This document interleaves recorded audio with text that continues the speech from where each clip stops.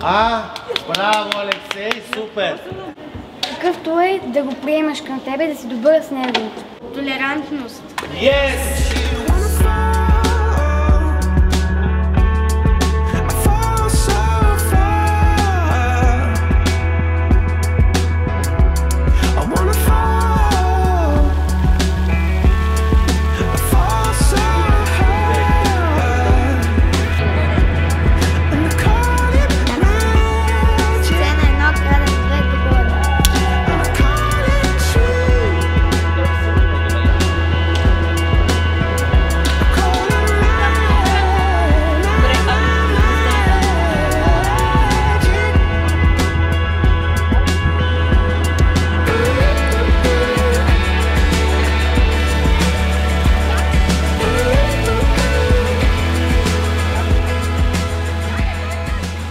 Свободата на вярата е нещо повече от просто вяра.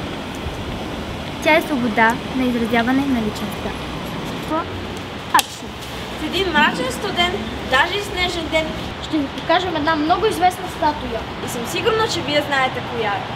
Статуята е символ на София и тя обединява всичките. Наследството е важно, защото така помним кои сме и ценим миналото. Нашата следа е списък на членовете на герозията и тя е свързана с историята. И историята е важна за нашето образование. История, какво за историята? Коя е думата, която ползваме вече няколко дни? Проекта ме привлече това, че споделяме общи ценности, неща, в които аз вярвам. И именно тази ценност за толерантността, съжителството с другите и това как приемаме различният от нас. Ние виждаме, че живеем в свят, в който това да бъдеш различен може да бъде мигновена причина за конфликт, война и разрушение. И е нещо, което искаме да обсъждаме, да дискутираме с младото поколение и да видим, можем ли да направим този свят едно по-добро място. Първи път виждам проект, който събира деца от различни училища с различен социален статус и ги въвлича за 2 дни да станат екип. Излизаме навън в историческия център на София. Учат се да виждат около себе си света, нещо, което допреди това не са обръщали внимание. Избирайки обектите около себе си, те сами си избират и темите и всъщност тясно се занимаваме с това, което ги вълнува тях.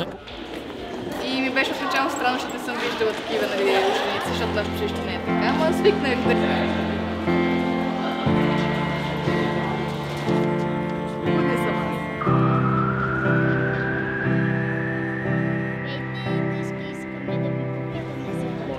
Начало. Защо свободата е важна?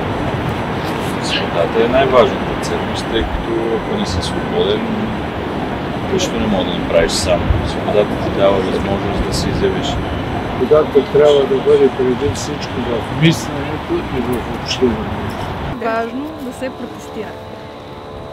Важно е да се протестира човек, за да изрази своето мнение, като всички се надяваме, че когато протестиращите станат една огромна маса, ще успеят да променят това, за което се борят. Всеки човек има право да протестира, ако не е съгласен с управление, което не доставя възможностите на човечеството, на народа си, да се развива, да живее по-свободно, да изказва своето чувство и своите мисли. Трябва да има разбирателство, защото сплутеността е това, разбирателство. It's a pity that people are getting more and more divided because I think we really need to work together to make the world a better place. And I think we need to do that all together and not be divided in different groups. Сега, наскоро, когато волейболният отбор на България спечели, наистина се показва, че хората сме едно цяло общество и че искаме да постигнем еднакви неща. Просто понякога хората имаме различни виждания, много трудно да се обединим в една обща кауза. Работиш с младите хора е пряко да въздействаш над бъдещето, тъй като тези млади хора са нашите съграждани утре, хората, които ще градат този град, тази страна. Децата са толкова креативни и изненадващи, че учат на една свобода на съзнанието. Отново ни връщат към позабравеното въображение.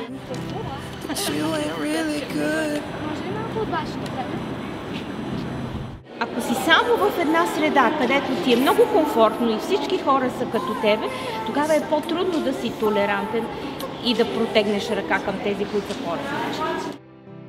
Това, което научавам всеки път, когато участвам в Debate Project, е, че градът е един жив организъм, който непрекъснато се променя и ни изненадва. Няма статика от година на година, има толкова новости, разбира се и в двете посоки, положителни и негативни. Най-важното е да си отваряме сетивата и да не оставяме слепи за град София, който е един уникален град с много история, с много богатство, което ни поднася. За мен е лично град, който е много уютен и много човешки. Много красиви и интересни неща, които са скрити тук-там, други са по-явни и пак не ги забелязваме. И хората също, много интересни хора срещаме.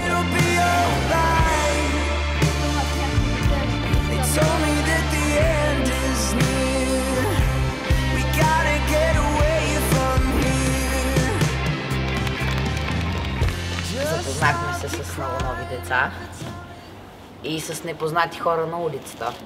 И доста хора отговаряха с, така да кажем, креативни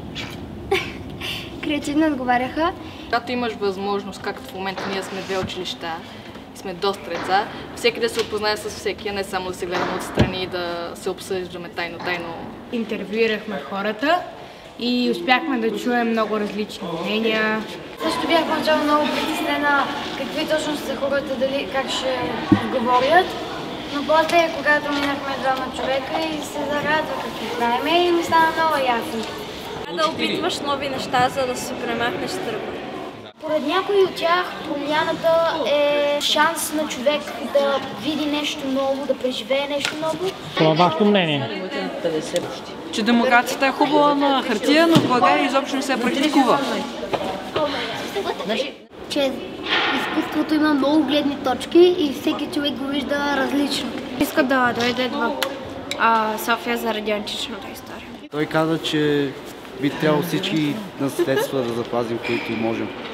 Традицията е много важна тема, която не много хора говорят за нея. Нали? Сближава семействата. Да. Запазва народното в нас. Ние не се много концентрираме и много не внимаваме и не пазиме наследството ни. И също не пазим и природата. Просто когато имаме нужда да споделяме на някой, дори да не е чак толкова близък, да му споделяме преживяванията си и как сме се чувствали в тях. Беше весело, готино и няма нищо лошо. Чувствам, как му кажа, жив. Жив? По-оживен съм. По-оживен? Да. Кое ти вдъхна живот? Че вече мога да питам непознати хора каквото искам.